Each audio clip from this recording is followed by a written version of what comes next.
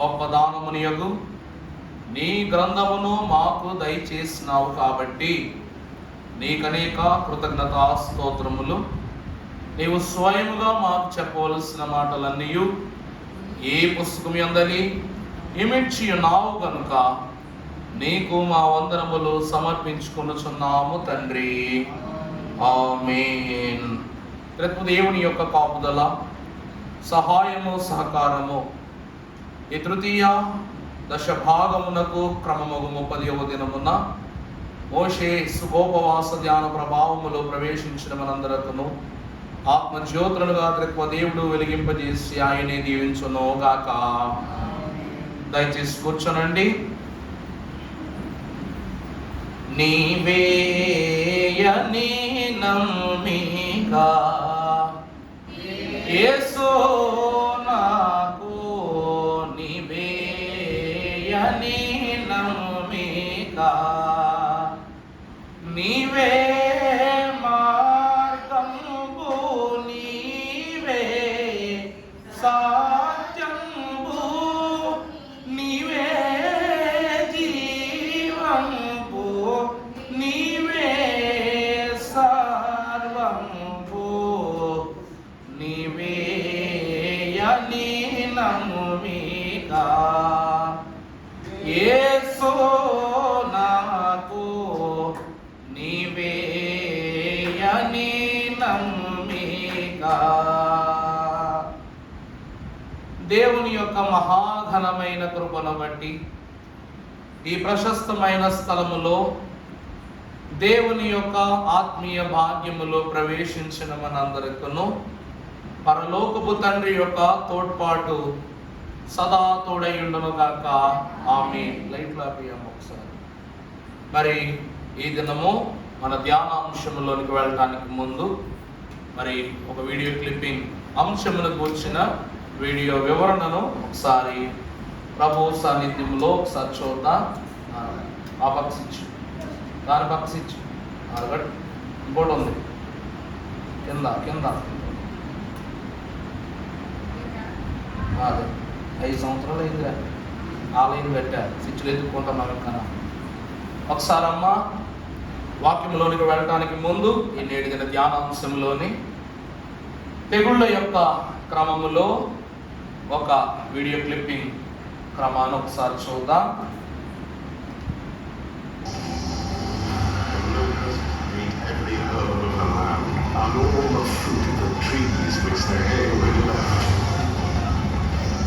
So there remained nothing green on the trees or on the plants of the field throughout all the land of Egypt.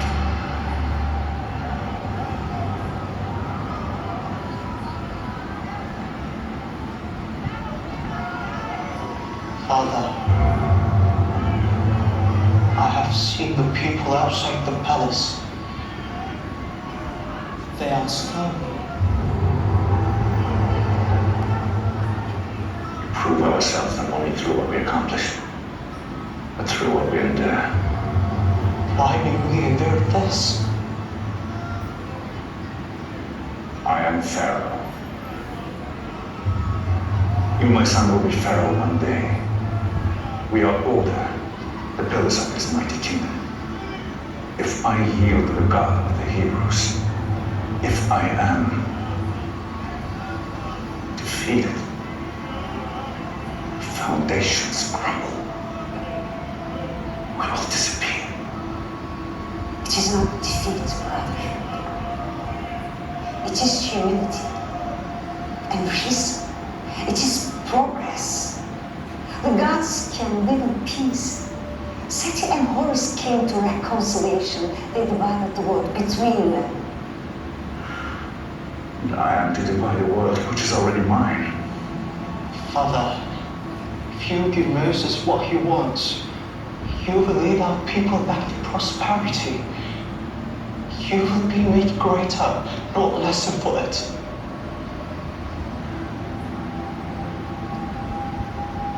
I cannot be made greater than I am. I will be diminished if I bow to the God of Moses.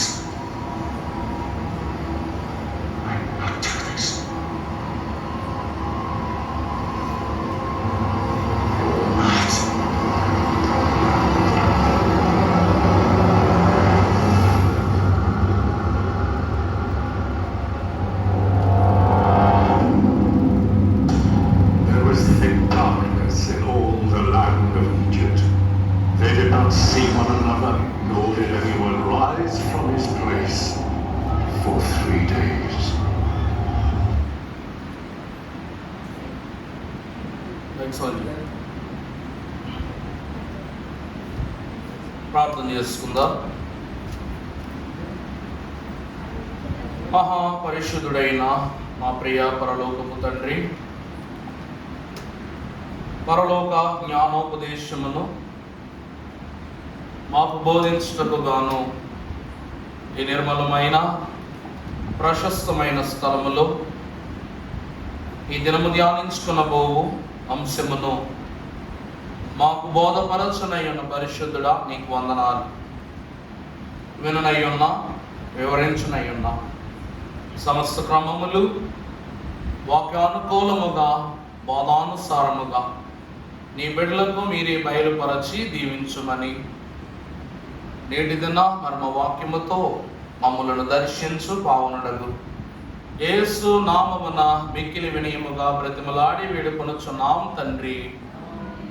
ప్రభువు యొక్క తోడ్పాటు గ్రహించు ఘనమైన వాక్కులోని ప్రతి అక్షరమును మనలో ఉన్నటువంటి ప్రతి పాపకృత క్రియలన్నింటినీ సర్వసంపూర్ణముగా నశింపజేసి దేవుడు బోధ చేసి సమస్త బాధలకు నివారణ కలిగించును గాక. నేటి దిన ధ్యానాంశము 10 తెగుళ్ళు యొక్క క్రమము, తెగుళ్ళు పెట్టిన సెగలు. ఇది 10 తెగుళ్ళపై మనకు కలిగిన ఒక తలాంతు. అందులో ప్రథమ భాగాన్ని ధ్యానం చేసుకుందాం. ఒకసారి హెడ్డింగ్ అందరూ ఒకసారి చదవండి. 10 తెగుళ్ళు వాకిట చేరిన చీకటి. గట్టిగా చెప్పాలా? వాకిట చేరిన చీకటి. మొదటి తెగులు ఏంటంట? ఐగుప్తు దేశమందంతటా కలిగింపబడిన చీకటి. ప్రభువునందు దేవుని ప్రియబిడ్డలారా, దేవుని యొక్క వాక్యాన్ని చదువుకుందాం. పరిశుద్ధ లేఖన భాగములో నుండి నిర్గమాకాండం 10వ అధ్యాయం 21వ వచనం. అందుకు యెహోవా మోషేతో, ఆకాశము వైపుని చేయి చాపుము, ఐగుప్తు దేశమును మీద చీకటి చేతికి తెలియనంత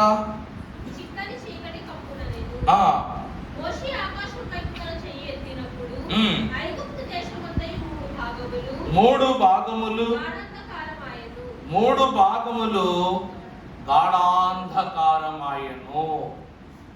ప్రభువునందు దేవుని ప్రియబిడ్డలారా, ఈరోజు వరకు చీకటి అనే పదం మనకు క్రొత్త విషయం ఏం కాదు.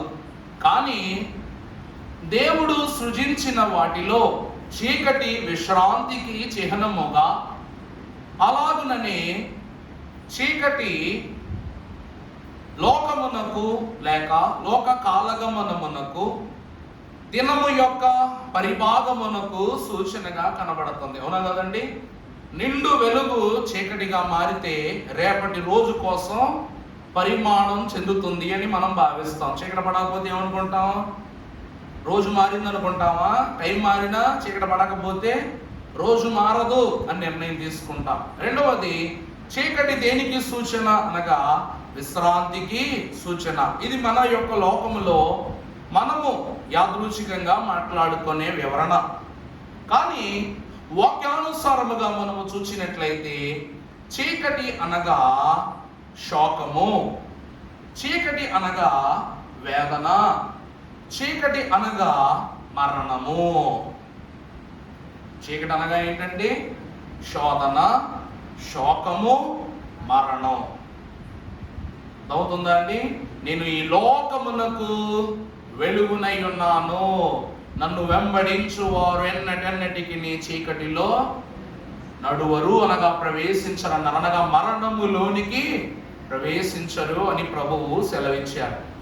ఈ దినమున ఐగుప్తు దేశముపై త్రిత్వదేవుడు పుట్టించిన తెగులులో మొదటి స్థితి, ఆ దేశమందంతటయు అనగా ఐగుప్తు దేశము యొక్క 3 భాగములు కూడా గాఢ అంధకారముతో కూడుకున్న చీకటిని ప్రభువు ఆ యొక్క ప్రాంతము చుట్టూ అనగా మోషే తన యొక్క హస్తమును చాపి యెహోవా పేరిట ప్రార్థన జరిగించగా, ఇక నీ అరచెయ్యి నీ ముఖానికి కూడా కనపడనంత గాఢమైనటువంటి చీకటి ఆ ప్రాంతమంతయు అలుముకునిపోయిందట.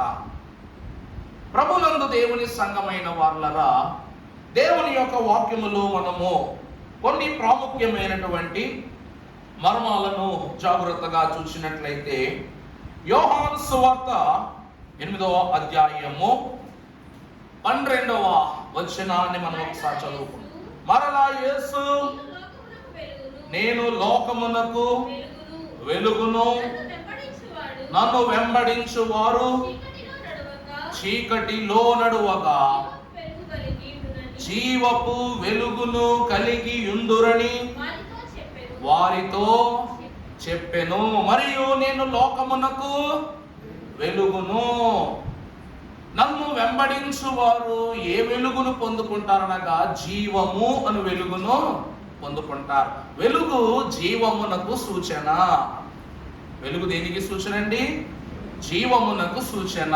మరి ఈ చీకటి మరణమునకు సూచన. అందుకే ప్రభు అంటారు, అపవాస్య చీకటి ప్రియులారా, దానికి అధికారమున్నది ప్రియులారా.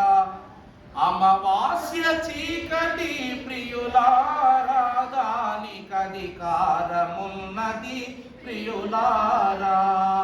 మెలకువగనుండండి ప్రియులారా, మీ మీదకి ఉన్నది ప్రియులారా.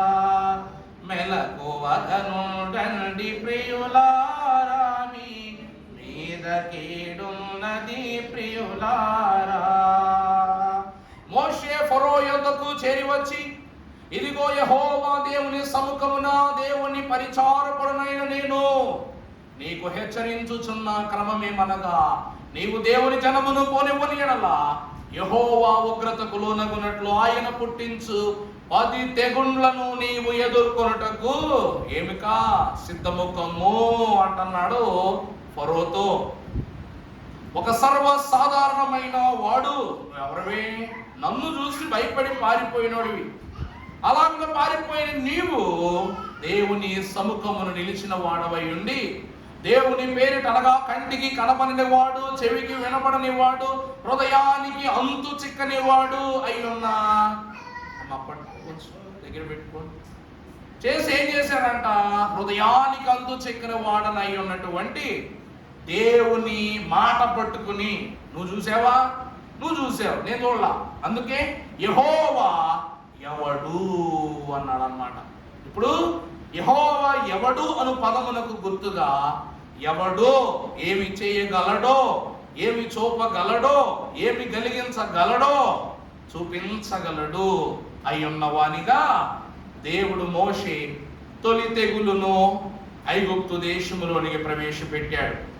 నన్ను వెంబడించువారు ఎన్నటికీ చీకటిలో నడువరు, ఎందుకనగా నేను ఈ లోకమునకు వెలుగును.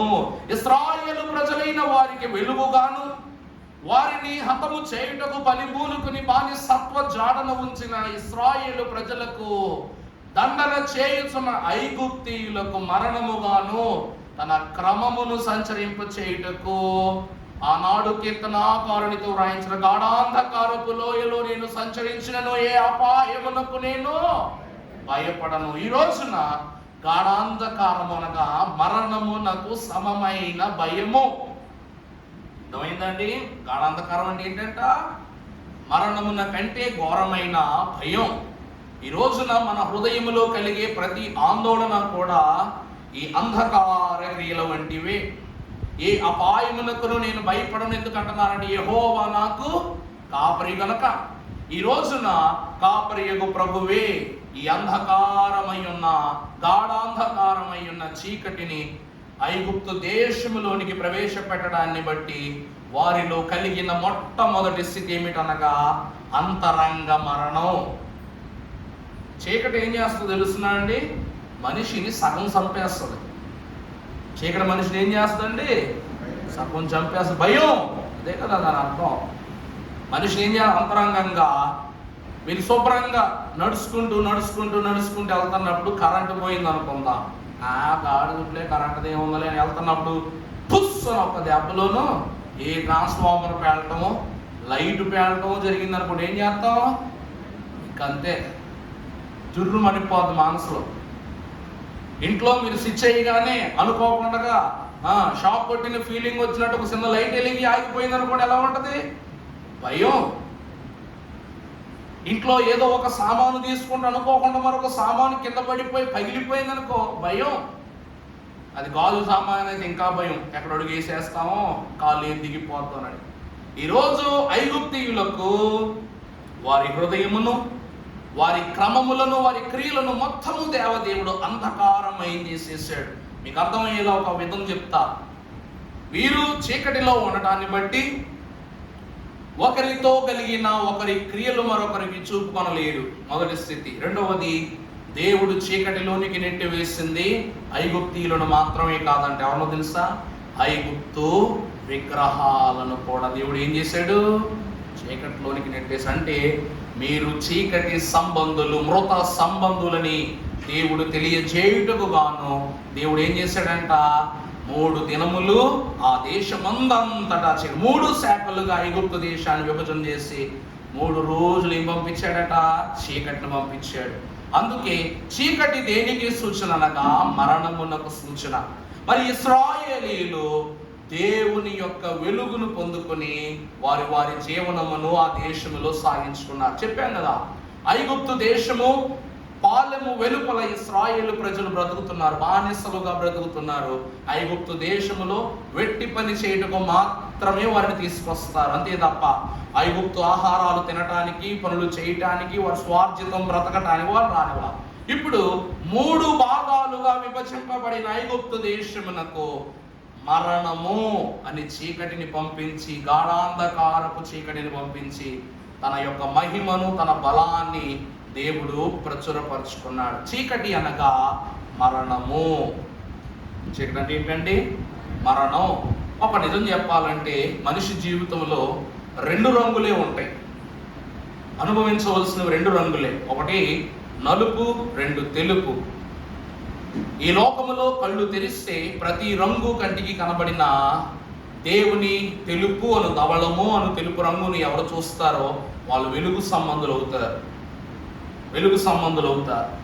రెండవది, వాడు లోకానుసారంగా జీవించి ఒకసారి కళ్ళు మూసుకున్నామంటే మనకంతా చీకటి. ఈ రోజున కన్ను మూసినను కన్ను తెరిచినను వెలుగు ఐగుప్తు దేశముపై ప్రకాశించటం లేదు. కాబట్టి వారి జీవము మరణము 2 ఏమై ఉన్నది? పాపమై ఉన్నది. అందును బట్టి చీకటిని కమ్మివేసిన దేవుడు మొదటి క్రమములో చీకటి అనగా మరణమునకు సూచనగా, అనగా ఇక మీరు వెలుగు సంబంధులు కారని రుజువు చేయుటకు దేవుడు మొదటి క్రమాన్ని ఈ లోకానికి అందించాడు. రెండవదిగా మీరు చూసినట్లయితే పరిశుద్ధ గ్రంథములో నుండి కొరింథీయులకు రాసిన 2వ పత్రిక 4వ అధ్యాయం 4వ వచనం. దేవుని స్వరూపి అయ్యున్న క్రీస్తు మహిమను కనుపరచు సువార్త ప్రకారము. ఒక్కసారి గట్టిగా చదువమ్మా మాట. దేవుని స్వరూపి అయ్యున్న, చూడండి జాగ్రత్తగా, క్రీస్తు మహిమను కనపరచు సువార్త ప్రకాశము వారికి ప్రకాశింపకుండు నిమిత్తము ఈ యుగ సంబంధమై ఉన్న దేవత అవిశ్వాస సంబంధులకు మనోనేత్రములను, ఈ యుగ సంబంధమైన దేవత ఎవరంట? యుగ సంబంధమైన దేవత ఎవరు మనకి? గట్టిగా, సాతాను వెలుగు దూత, కానీ వాడు పుట్టించేదల్లా చీకటే. వాడు పేరునకు వెలుగు దూతయే గాని వాడు కలిగించుచున్నదల్లా ఏమిటంట? ఐగుప్తు వారందరూ కూడా మా దేవుడు చూసుకుంటాడు, మా దేవుడు చూసుకుంటాడు, మా దేవుడు చూసుకుంటాడు, మాకు చీకటి లేకుండా చేస్తాడు, మమ్మల్ని వెలుగులోకి తీసుకుపోతా అంటున్నాడు. కానీ ఏ ఐగుప్తు స్థల విగ్రహ పురాణములు గాని క్రమములు గాని వారిని రక్షించాలనుకుంటున్నావో అవి వెలుగు సంబంధమైనవి అని వారు గ్రహించుచున్న మాట అబద్ధం. అది వాళ్ళ గుడ్డితనం. అది ఐగుప్తీయుల యొక్క గుడ్డితనం. ఆ గుడ్డితనము అను అవిశ్వాసముతో వారు ఇంకా ఇంకా ఇంకా చీకటిలోనికి ఏమైపోతున్నారంట? నెట్టివేయబడుతున్నారంటే దేవుడే సర్వమని గ్రహించలేకపోవటను బట్టి, దేవుడే అధికారము చేయవాడని అనగా భూమిపై అగాధ జలములు అల్లాడుచుండగా ఆయన వెలుగును చీకటిని వేరుపరచునట్లు రాత్రిని ఏలుటకు చంద్రుని పగటిని ఏలుటకు రాత్రి అంటే చంద్రుని పగటి సూర్యుని సృజించిన వాడని ఈ యొక్క ఐగుప్తు దేశస్థులైన వారు దేవుని తత్వాన్ని గ్రహించలేకపోతున్నారు. కాబట్టి వెలుగు దోతయగు సాతాను యొక్క తలంపు అనగా చెడుగు తలంపు వారి మనస్సులోనికి చేరి వారిని ఏం చేసిందంట? గుడ్డివాడిని చేసింది. అవిశ్వాసి అనగా ఎవరంటే గుడ్డివాడు. అవిశ్వాసి అంటే ఎవరండి? గుడ్డివాడు. దేవా దేవా దేవా ఎక్కడున్నావయ్యా అంటే కన్నులు తేరి చూడు, నేను నీ ఎదుటనే ఉన్నాను అన్నారట ప్రభువు. దేవా దేవా నన్ను చూడుము అని అంటే నేను నిన్ను చూచుచున్నాను కానీ నీవు నన్ను చూడటం లేదు అన్నారంట ప్రభువు. దేవా నన్ను అందుకొనుము, నన్ను హత్తుకొనుమంటే నేను హత్తుకొనుటకు నా చేతులను నీ వైపు చాపి ఉన్నాను కానీ నీ కరములు నా వైపు నీవు చాపటం లేదు. కారణం ఏమిటనగా నీ అంధకార అనగా మీ అవివేక హృదయములు. చెప్పాలా? మీ అవివేక హృదయాలు ఏమైపోయినాయి? అంధకారమైపోయినాయి. కాబట్టి ఈరోజు ఫరో తను కఠినుడైపోవటమే కాక తన కాఠిన్యాన్ని బట్టి యావత్ ఐగుప్తు దేశమంతటికి కూడా ఏం పెట్టాడంట? నరకాన్ని, పాపాన్ని, శోధనని, శ్రమని పెట్టాడు. ఏమండి, చీకట్లో నువ్వు ఒక్క పని చేయగలని చెప్పు, వెంట చీకట్లో చివరికి చీకట్లో అలాంటి తోడ్రారా, ప్లీజ్ రారే, అర్జెంట్ రారే అంటాం. వాడు అంటాడు, ఒరే మహానుభావుడా, నువ్వు ఎంత కనబడుతుందో నాకు అంతే కనబడుతుంది రోడ్డు, నువ్వు నన్ను తోడురమ్మంటావేంట్రా? అది కాదురా భయం వేస్తుందిరా అంటావు. దేనికి? శుభపోవటానికి. బాత్రూంలో లైట్ ఎలాగపోతే ఇంట్లో లేపేస్తాం, కప్పలు అది కూసినా లేపేస్తాం, కోళ్ళు గెంతినా లేపేస్తాం, కోళ్ళు ఆ సౌండ్ చేసినా లేపేస్తాం, గాలి వేసినా లేపేస్తాం, ధూళ్ళు వేసినా లేపేస్తాం. అసలు కరెంట్ లేకపోవడం అనే ఒక కారణంతో గాఢ నిద్రలో ఉన్నోడికి కూడా గుదాయించి మరి లేపేసి ఏం చేస్తాం? తోడు రారా అంటాం. ఈరోజు ఫరో పరిస్థితి అంటే తెలుస్తున్నారండి ఇశ్రాయేలు పరిస్థితి. ఈ చీకటి వలన 3 రోజులు ఐగుప్తీయులకు ఆహారం తినే భాగ్యం పోయింది. ఏం వండాలో తెలియదు. అంతెందుకు, ఇంట్లో ఒక గుప్పలు వెలిగించి క్యాండిల్ని వెలిగించుకున్నావయ్యా స్వామి అనుకుంటే అగ్గిపెట్టి కూడా దొరికే దౌర్భాగ్యం. వంటగది ఎక్కడుంది, అసలు ఇల్లే ఎక్కడుందో తెలియట్లేదు. దేశమంతా ఏమైపోయింది? చీకటైపోయింది. అంతే. కారణం ఏమిటంటే దేశము కాదు చీకటైపోయింది, మీ అవివేక హృదయములు అంధకారమయమైపోయినాయి. చమ్మ ఒక్కసారి చదువు నాన్న, ఆ మాట చదువు. క్రీస్తు మహిమను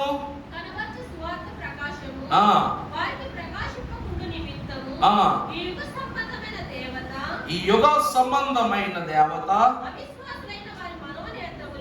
అవిశ్వాసులైన వారి మనోనేత్రములకు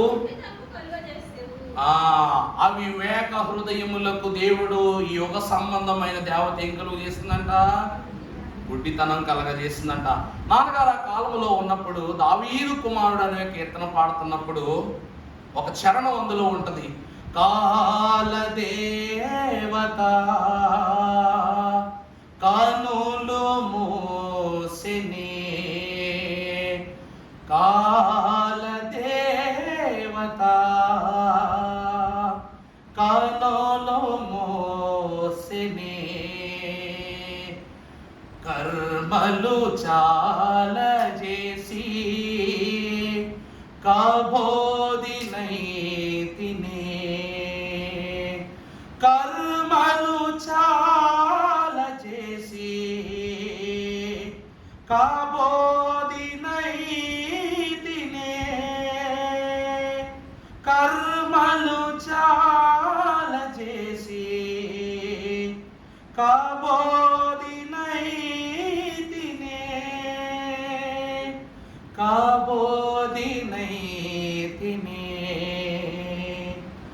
దావీదు కుమారుడా దాటిపోకుమా దయను చూడుమా దారి చూపుమా దావీదు కుమారుడా.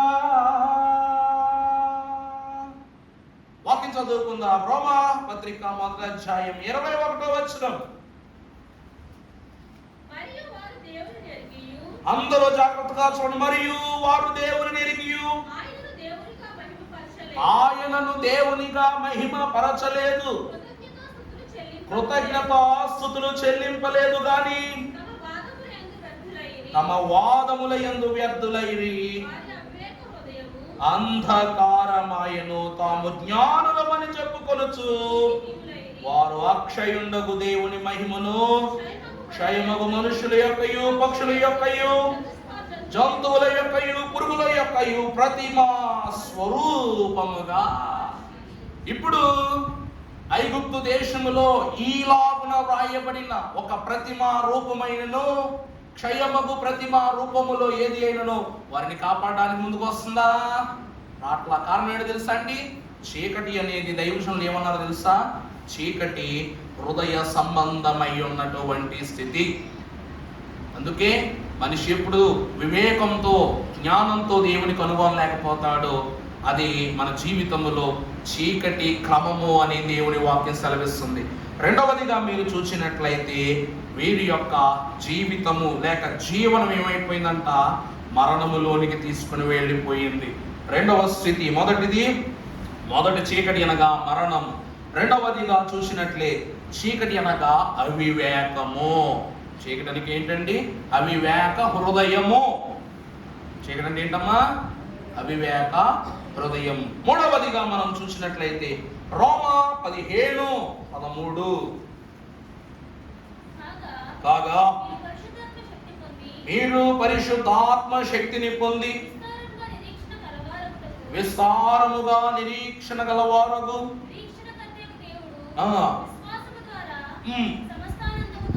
సమస్త ఆనందముతోను సమాధానంతోను మిమ్మును కాగా మీరు పరిశుద్ధాత్మ శక్తిని పొంది విస్తారముగా నిరీక్షణ గలవారుటకు నిరీక్షణకర్తయగు దేవుడు. చూడండి. మూడవది ఏమిటి అనగా చీకటి అను పదమునకు అర్థము దేవుని యొక్క విస్తారమైన నిరీక్షణ. ఈరోజు మనం వెలుగులో ఉన్నామా చీకటిలో ఉన్నామా? భూమి మీద అంత వెలుగు వచ్చేస్తుందా మీకు? భూమి మీద అంత వెలుగు వచ్చేస్తుందా? మనకి కంటికి కళ్ళజోడు ఎందుకు పడుతుందో తెలుసునా అండి? ఈ కంటిని అనగా మన క్షయమైన ఈ దేహాన్ని నవ్వుకోకుండా నేను కామెడీ చేయట్లా. కళ్ళజోడు ఎందుకు పడిందని నవ్వుతారేంటి?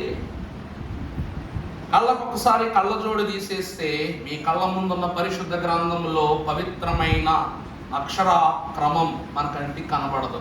కంగారు పడతలే, ఫ్యూచర్లో నాకు పడతలే, పరిస్థితులు బట్టి అలా ఉంది. మరి ఒకప్పుడు మన తాతలట మన ముత్తాతలట వారికి అక్షర జ్ఞానం లేదు, కానీ అక్షర జ్ఞానం లేని పక్షాన వారికి కళ్ళకు కళ్ళజోడు కూడా లేదు.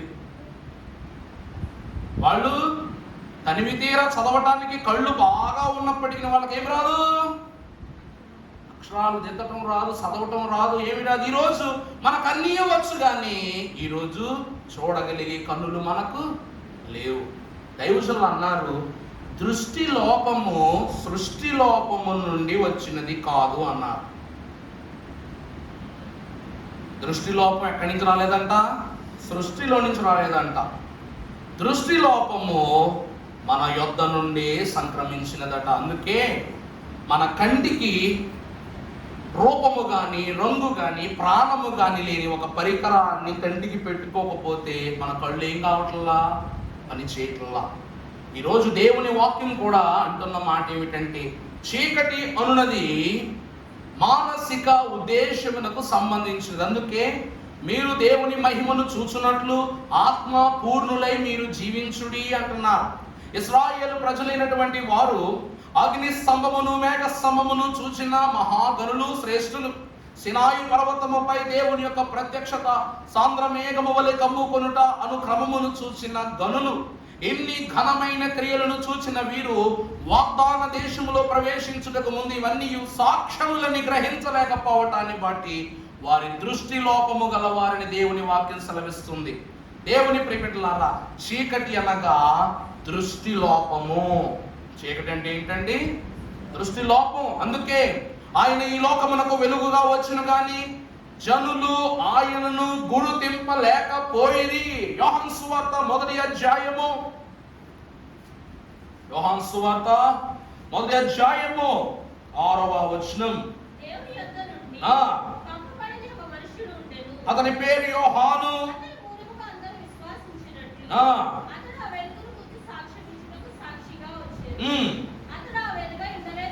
కానీ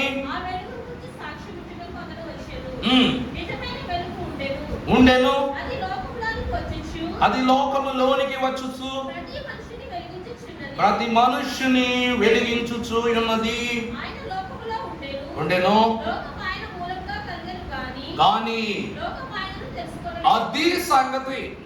ఆయన లోకములోనే ఉండెను, లోకం ఆయన వలనే కలిగెను అని మనకు తెలిసినను మనం ఏం చేయలేకపోతున్నాం? ఆయనను లోకములో గుర్తించలేకపోతున్నాం. అందుకే అంటున్నాడు యోహాను, ప్రభు యేసు నా రక్షక వసగు కన్నులు నాకు నిరతము నేను నిన్ను చూడ. ఈ కళ్ళు లేకపోవటం వల్లేనేమో ప్రభువా, ఎరిగి ఎరిగి నేను చెడిపోతిని, యేసుని గాయము రేపితిని. ఎరిగి ఎరిగి నేను చెడిపోతిని, యేసుని గాయము రేపితిని. మోసపోతిని నిన్ను దృష్టి తొలగితి, దాసుడ నిన్ను జోడనిమ్ము.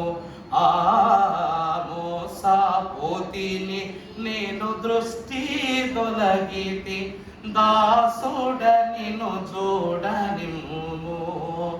ప్రభు యేసు నా రక్షక నొసగు కన్నులు నాకు నిరతము నిన్ను చూడ. లోకములో ఉన్న ప్రతి లోపము అనగా చీకటికి కారణమగు స్థితి ఏమిటి అనగా మన దృష్టే. లెమ్ము తేజరులము యెహోవా మహిమ నీ మీద ఉదయించి ఉన్నది. ఇది మనకు కావలసిన మాట. కానీ చూడుము, ఏంటది? చూడుము, భూమిని ఏం చేస్తుంది? చీకటి కమ్ముతుంది. నువ్వు భూ సంబంధుల వల్ల గల వాడివైతే భూమి మీద కలుగు చీకటిని చూడాలి. కానీ మనము భూలోక సంబంధులం కాదు. మనం ఎవరు? పరలోక సంబంధులం. కాబట్టి లెమ్ము తేజరిల్లుము యెహోవా మహిమ నీ మీద. భూ సంబంధులను వేరుపరుస్తూ దేవుని సంబంధులైన మనపై వెలుగును ప్రసరింపజేస్తున్నాడు. కాబట్టి దేవుడు మనకు దేవుని చూచు జ్ఞానం మనకు కలగాలి. అందుకే చీకటి అన్నది దృష్టి లోపమునకు సూచన. ఫరో దేవుని చూడలేదు, అందుకే యెహోవా ఎవడు అని అంటున్నాడు. అవునా కదా? ఆ కళ్ళు ఎవరికి లేవు? ఫరోకు లేవు, ఐగుప్తు దేశమునకు లేదు. అందువలన యెహోవా ఎట్టివాడో తెలియచేయుటకు 10 తెగుళ్ళు అంటే పురుగు పుట్రతో సహా. అవునా కదా? సృష్టికర్తను నువ్వు ఎవడవి అంటావా? కబర్దాద్ అని ఏం చేసినాయి అంట? సృష్టిలో ఉన్న పురుగుతో సహా, పుట్రతో సహా ఆయన ఎలాంటి వాడు మేము నీకు తెలియజేస్తాం అని ఆ కాలమున ఫరో యొక్క కాఠిన్య హృదయమును కలవరింప చేయనట్లు దేవుని యొక్క క్రమము చొప్పున, దేవుని మాట చొప్పున ఇవన్నీ యెహోవా ఎవడను దానికి సమాధానం ఇవ్వడానికి వచ్చాయి. దేవుడు ఎప్పుడు గుర్తొస్తాడో తెలుసా అండి? మన జీవితం సగం నష్టమైపోయాక, ఆందోళన అయిపోయాక, చెయ్యవడానికి ఎవరో రారని తెలిసిపోయాక దేవుడా అంటాం. అప్పటి వరకు దేవుడు ఎలాంటి వాడంట? చూద్దాంలే, అడుగుదాంలే, విందాంలే, అందాంలే, తిందాంలే అన్నట్టు. మూడవది దృష్టి లోపమే మరణం అనగా చీకటి. నాలుగవదిగా మీరు చూసినట్లయితే యోహాను 12:20-35.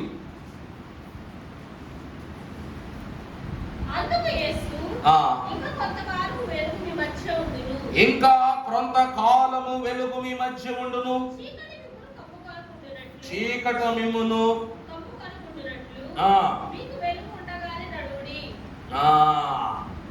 ఇంకా ఈ లోకములో కొంతకాలము మీకు ఏముంటది? వెలుగు ఉంటది. తర్వాత చీకటి మిమ్మును కమ్ము కొనకముందే మీకు వెలుగుండగానే మీరు నడవండి. అందుకే దీపం ఉండగానే ఇల్లు, ఏ దీపం ఉండగానే ఇల్లు చక్క పెట్టుకోవాలండి? ఈ దీపమా? బాగా ఆలోచన చెప్పండి. జ్ఞానం అనే దీపంతో ఇల్లు చక్క పెట్టేస్తారా మీరు? దీపం అంటే ఏంటి తెలుసా? సూర్యుడు అండి. సూర్యుడు ఉండగానే ఏం చేయాలా? ఇల్లు చక్క పెట్టుకోవాలి. చీకటి పడిపోయిన తర్వాత ఒకసారి కరెంటు పోయినా ఏం చేయలేము. అక్కడి పని అక్కడికి ఆగిపోవాల్సిందే. ఈరోజు ఫోన్ టార్చ్ చేసి ఇలా పెట్టి కూర వండడానికి ట్రై చేయి, తెలుస్తుంది. ఉప్పు పడిందో లేదో తెలియదు. కరెంటు పోగానే నువ్వు వండుతున్న కూర విషయం మర్చిపోతావు, స్టవ్ మీద పెట్టిన విషయం మర్చిపోతావు. నీకు వచ్చే టెన్షన్లో ఉప్పు వేసావా, కారం వేసావా, ఏమేసావో తెలియదు. ఏమేసానబ్బా అని కూర కాస్త ఏమైపోద్ది? కసిమైపోద్ది. అసలు ఫరో అనగా ఐగుప్తీయుల యొక్క స్థితి చీకటిలోనికి మార్చడానికి గల కారణం ఏమిటంటే, మొదట ఐగుప్తీయులైన వారి యొక్క కళ్ళు చీకటైపోయిన, అంటే దృష్టి చీకటైపోయింది, దేవుని చూడలేకపోయారు. రెండవది వారి నడక చీకటి నడక. ఐగుప్తీయుల నడక ఏ నడక అండి? వాళ్ళు చీకట్లోనే నడుస్తున్నారు, దేవుని బిడ్డలుగా నడవట్లా. అందుకే దేవుడు ఏమంటున్నాడు? ఇదిగో వెలుగు ఉండగానే నువ్వు ఇల్లును చక్కబెట్టుకోవాలి. ప్రభువు ఉండగానే, అవకాశం ఉండగానే, ప్రభువు అనగా ఏమిటంట? అవకాశం. ఆయన ఉండగానే ఏం చేయాలి? ఇదిగో నేడే రక్షణ దినము. నేడు ఏ దినం అంటండి? నేడే రక్షణ దినం అనగా నేడే అనుకూల సమయము. యెహోవా దినమనగా దేవుడు ఆ కాలగమున మనకు చేయబో తీర్పునకు ముందే అనుకూలము అనగా యేసు క్రీస్తు ప్రభు వారు మనకు ప్రాప్తింపజేసిన సమయములోనే మనం ఏం చేయాలి? ఆ దీపం ఉండగానే మన ఇంటిని, మన ఒంటిని, మన కంటిని, మన స్థితులన్నింటినీ కూడా ఏం చేసుకోవాలంట? చక్క పెట్టుకోవాలి. ఈ రోజున ఇశ్రాయేలు ప్రజలను, నా ప్రజలను నన్ను సేవించుటకు పోనివ్వు, వారిని నడవనివ్వు అంటే ఏమన్నాడు ఫరో? నేను ఎవరిస్తానా? అడుగు బయట పెట్టమని చెప్పు అన్నాడు. ఇప్పుడు ప్రభు ఏం చేస్తున్నారంట? చీకటి పుట్టించి గుమ్మం దాటి బయట పడుగు పెట్టడం మాట దేవుడు ఎరుగు. సింహాసనం మీద నుంచి కింద కాలు ఎట్టకుండా, కింద నడుచుకుంటూ సుర్రుమని కాలు జారిందనుకో, గిరగిర దొల్లుకుంటే కిందకు వచ్చేస్తాడు. కింద పడ్డాడు, అయ్యో మన ఫరో రాజు కింద పడిపోయాడు, ఒరు లేపుదా పతండ్రా అని పరుగును వచ్చి సైనికులు లేపడానికి లేదు. ఎందుకంటే వాళ్ళకు కూడా ఏం కనపడా? వీడిని లేపడానికి వెళ్తే మనం పడిపోయేలాగా ఉన్నాం. అది ఇది గుద్దుకుని, నీ తంబాలకు గుద్దుకుని పడిపోతాం, కుర్చీలు గుద్దుకుని పడిపోతాం అంటే ఎవరు రారు ముందరకే. అవునా కాదండి? చీకట్లో పడిపోయాను అన్నారు అనుకో, ఎక్కడ పడిపోయావు అంటాం. ఏమి ఎక్కడ పడిపోయింది తెలియదు అన్నాడు అనుకో, వీడు ఎక్కడ పడిపోయాడు నాకు తెలియకపోతే నేను అక్కడికి వెళ్ళాను, ఏం లేపడం అన్నట్టు ఉంటుంది. అందువల్ల ఇశ్రాయేలీలను వెలుగు వైపు నడిపించలేదు కాబట్టి చీకటి యందే నేను వారిని కట్టడి చేస్తానన్నాడు. బానిసత్వం అనే చీకటిలో కట్టడి చేస్తానన్నాడు. కాబట్టి దేవుడు ఏం చేశాడంట? అడుగు పక్కకు కూడా పెట్టడానికి లేనట్టు నడకలో మరణాన్ని పుట్టించాడు. చీకటి నడకను ఆఫ్ చేస్తుంది, పనులను. నడక అంటే తెలుసు, కాలం. కరెక్ట్గా వారం రోజులు మనం చీకట్లోనే ఉన్నాం అనుకోండి, తర్వాత వెలుగు రాగానే ఏమనిపిస్తుంది తెలుసా? ఏ రోజురా బాబు ఇది, ఎన్నో రోజురా బాబు ఇది. గతంలో ఒకసారి సూర్యుడు కాస్త ఆలస్యంగా వచ్చాడు అనమాట. అంటే 6, 7 ఈ హయాంలో కనబడవలసిన సూర్యుడు 8:30 ఆ సమయానికి బయటపడేసరికి అందరూ అనుకున్నారు, అయ్యి బాబోయ్ దేశం మీద అయిపోయింది, లోకం మీద అయిపోయింది, కంగారు పడ్డారు. గతంలో ఇటువంటి పరిస్థితులు కలిగాయి. దీన్ని ఏమంటారంటే leap year, lunar eclipse, solar eclipse అంటారు, గ్రహణ సమయాలు. దీనిని బట్టి ప్రియులారా దేవుడు 3 దినాలు సూర్యునికి తన చేతిని అడ్డంగా పెట్టి, తన యొక్క హస్తాన్ని అడ్డంగా పెట్టి దేవదేవుడు చీకటి కలిగించి ఇశ్రాయేలీయుల నడకను ఆపు చేసిన ఫరో యొక్క నడకలను, జీవిత గమనాన్ని ఆపేశాడు. నడక కూడా మరణం చేశాడు దేవుడు. తర్వాత మనము చూసినట్లయితే కీర్తన 16:11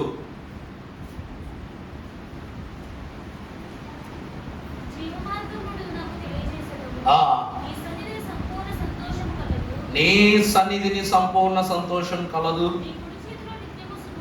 నీ కుడి చేతిలో నిత్యము సుఖములు కలవు. ప్రభువునందు దేవుని ప్రియబిడ్డలారా, మహాభక్తుడు కీర్తనకారుడు శ్రేష్ఠుడయ్యున్న మాటను మనకు బోధిస్తున్నారు. జీవ మార్గమును నీవు నాకు తెలియజేసి ఉన్నావు, నీ సన్నిధిని సంపూర్ణ సంతోషము కలదు. దేవుని సన్నిధిని సంపూర్ణ సంతోషము కలదు అని కీర్తనకారుడు క్లుప్త వివరణను మనకు అందించి ఉన్నాడు. ఆయన కుడి చేతి యందు ఏమి కలవు? నిత్య సుఖములు కలవు అని వాక్యం సెలవిస్తుంది. ఏమండి, దేవుని బిడలై ఉన్నటువంటి వారికి దేవుని సన్నిధిని ఎవరైనా దూరం చేస్తే దేవుడు ఊరుకుంటాడా? దేవుని బిడ్డలో మనం భక్తుడు సన్నిధి చేసుకుంటున్నప్పుడు వాడి ఆటంకం లేక భంగం కలిగిస్తే దేవుడు ఊరుకోడు. దేవుని యొక్క ప్రచురణ క్రమములో జైవధనుడు దేవదాసయ్య గారంట పరిపూర్ణమైన ధ్యానములో ప్రవేశిస్తున్నప్పుడు కొంతమంది సమూహం అయ్యగారి కొరకు, అయ్యా ఇలాగున పలానా ప్రాంతంలో సభాక్రమం జరుగుతుంది అని చెప్పేసి వచ్చారంట. వస్తే అయ్యగారు నేను తప్పకుండా వస్తాను అని చెప్పేసి అయ్యగారు చెప్పారట. అయ్యగారు ఎక్కవలసినటువంటి బస్సు ఏదైతే ఉందో ఆ బస్సు ఆ ప్రాంతానికి ఒకటే బస్సు. ఆ ప్రాంతానికండి ఒకటే బస్సు అయితే ఆ బస్సు సమయానికి అయ్యగారు ఆయన సన్నిధిని పూర్తి చేసుకునే సమయం. అందువల్ల సన్నిధి మేరని గనుడు కాబట్టి ఆయనంట ఆ క్రమములో ప్రార్థన చేసుకుని దేవుడే ఉన్నాడని బయలుదేరి వెళ్ళారంట. అప్పుడు వెళ్ళి, అయ్యా నేను ఫలానా ప్రాంతానికి వెళ్ళవలసి ఉందని అడిగితే అప్పుడు అన్నారట, అయ్యా మీరు ఎవరో ఎక్కడో చాలా దూరంలో వచ్చినట్టున్నారు, ఈ ప్రాంతంలోనికి వెళ్ళటానికి ఒక్కటే బస్సు ఉంది, మరలా రేపటి వరకు బస్సు లేదు. ఈ రాత్రి బస్సును కూడా మిస్ చేసేసారు, చాలాసేపు అయిపోయి ఉంటుంది ఆ బస్సు వెళ్ళిపోయి, ఇక మీరు వెళ్ళడం కష్టతరమేనండి అన్నారంట. అప్పుడు దైవజనులు అన్నారట, ప్రభువా మేము చేయలేనివన్నీ నీవే చేసి పెడతానన్నావు కాబట్టి నేను వెళుతున్నది నీ పని, నీ దాసుడును నేను నీ పని జరిగించుటకు నన్ను ఏర్పరుచుకున్నావు, నడిపించుకున్నావు, ఎంత దూరం తీసుకొచ్చావు. మరి ఇక మీదట ఇప్పటి వరకు తీసుకొచ్చిన నువ్వే, అక్కడకు చేర్చవలసిన విషయములో కూడా నీవే నాకు గొప్ప క్రమమును జరిగించి తోడుకొని వెళ్ళని ప్రార్థన చేయగానే ఆ బస్సు అంట గంట లేట్ అంట. ఆ బస్సులో ఆ ఊరుకు వెళ్ళటానికి రద్దీ జనం ఉంటారంట. కారణం ఏమిటయ్యా అంటే ఆ బస్సు వస్తున్న క్రమములో టైరుకు ప్యాచీ పడిపోయిందంట. ప్యాచీ పడిపోతే ఆ ప్యాచీ వేసుకుని, ఆ టైరు మార్చి ప్యాచీ వేసుకునే క్రమములో సుమారుగా 1 గంట సమయం ఆలస్యమైపోయింది. బస్సు ఖాళీగా వెళ్తుందంట. దైవజనుడు ఆ బస్సు ఎక్కితే అప్పుడు వాళ్ళు చెబుతున్నారంట, ఏమిటి మరి అయ్యా ఇలాంటి అవస్థ ఎదురు పడింది, మరి అందువలన మేము బస్సు బాగు చేసుకునే విషయంలో జనాలందరినీ ఏం చేసాం, ఇంకా టైం పట్టేలాగా ఉంది, ఇప్పుడు అప్పుడే అవదని చెప్పి జనాలు తిప్పేసాం, వాళ్ళేమో ఏదో ఒక దోవకుండా వెళ్ళిపోతామని వెళ్ళిపోయారు, సర్లేండి మీరు అక్కడికే వెళ్తున్నారు కూడా ఎక్కేయండి అన్నారంట. ఎప్పుడు రద్దీగా ఉండే బస్సు, ఎప్పుడు సమయానికి ఉండే బస్సు దేవుని పని కొరకు, ఒక్కని కొరకు. అవునా కాదండి? దేవుడు వాక్యం ఎంత పట్టుదల కలిగినటువంటి మాటలు సెలవిస్తుందంటే, హిజ్కియా ఒక్కనికి ఆయుష్కాలమును ఇవ్వటానికి దేవదేవుడు తన క్రమాన్ని, సూర్యుని యొక్క నీడను జాడను వెనక్కి రప్పించాడు దేవుడు.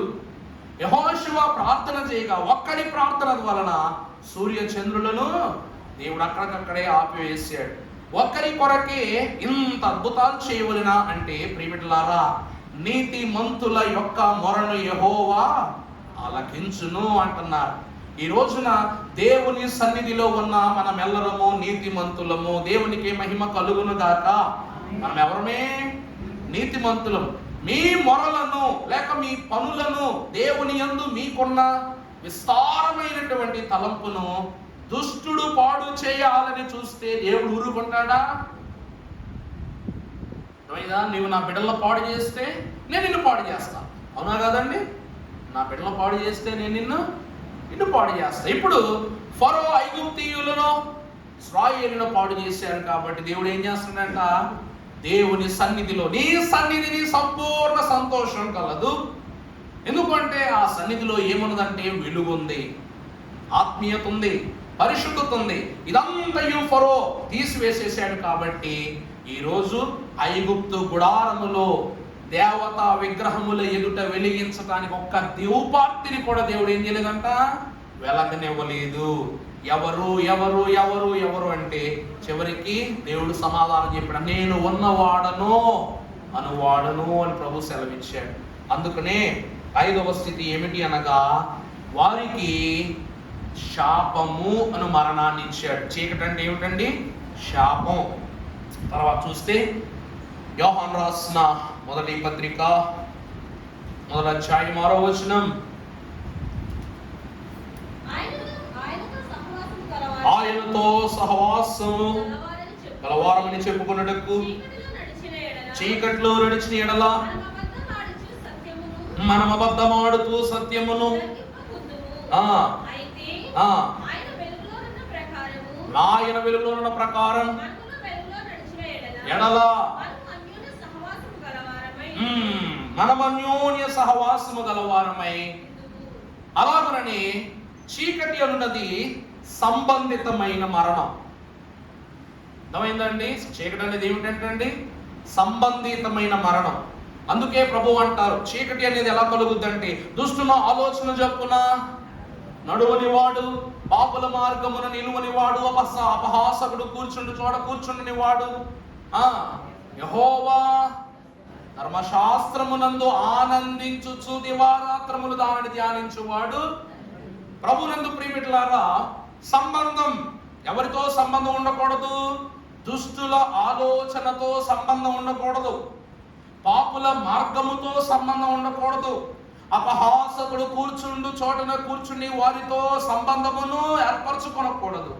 దేనితో సంబంధము కలిగి ఉండాలి అంటే దేవునితో అన్యోన్య సహవాసము గలవారమై మనము వెలుగు సంబంధులమని ప్రచురపరచుకున్నటకు గాను ఆయన వారమై నిలిచి ఉన్న ఎడల ఆయన కుమారుడు యేసుక్రీస్తు ప్రభు వారి యొక్క రక్తం ప్రతి పాపము నుండి మనలను పవిత్రులనుగా చేయును. ప్రియులారా, క్రీస్తు రక్తము వెలుగు. క్రీస్తు రక్తం ఏంటండి? వెలుగు.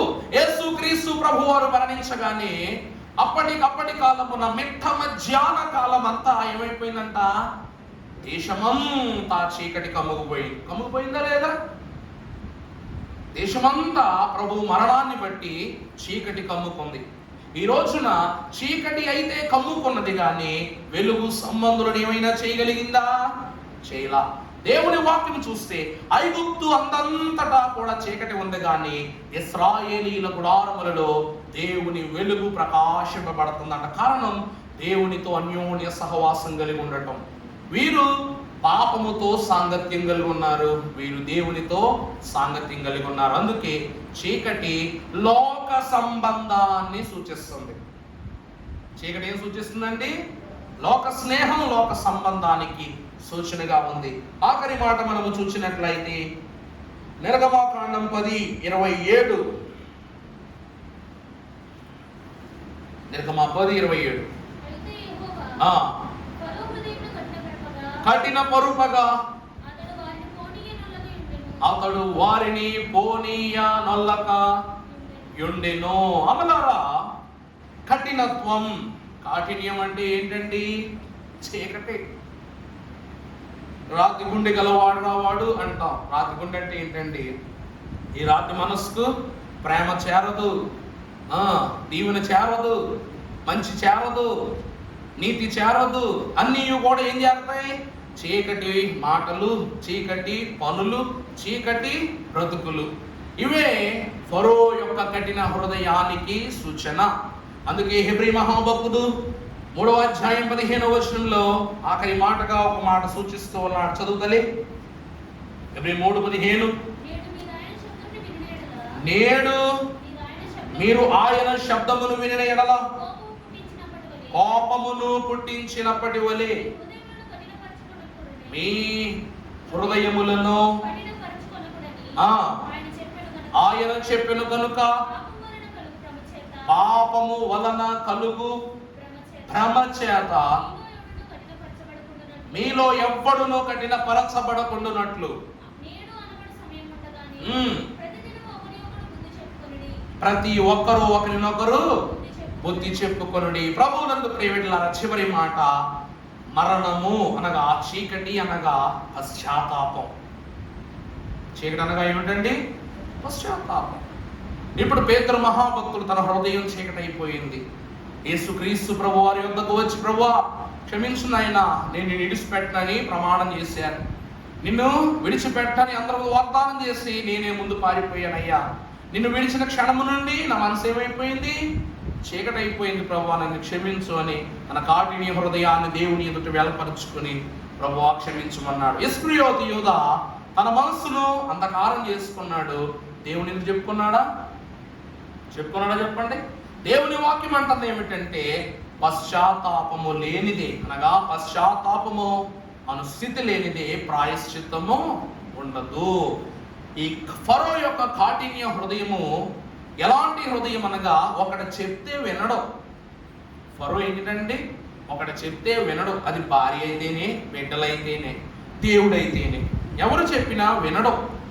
అందువలన దేవుని వాక్యం అంటుంది, మీరును ఈ దినమున ఫరో వలె మీ హృదయములను కఠినపరచుకొని ఒకరి మాటను ఉద్దేశించకుండగా, ఒకరి జీవితం యొక్క క్రమములో ఉన్న బుద్ధి జ్ఞానములు గల మాటలు అనుసరించకుండగా, మీకు నచ్చినదేదో, మీకు జరగవలసినదేదో మీరు చేయవలసినది చేసుకుని వెళ్ళిపోతున్నారు. కానీ మీరు ఒకరినొకరు ఏం చెప్పుకోవాలి?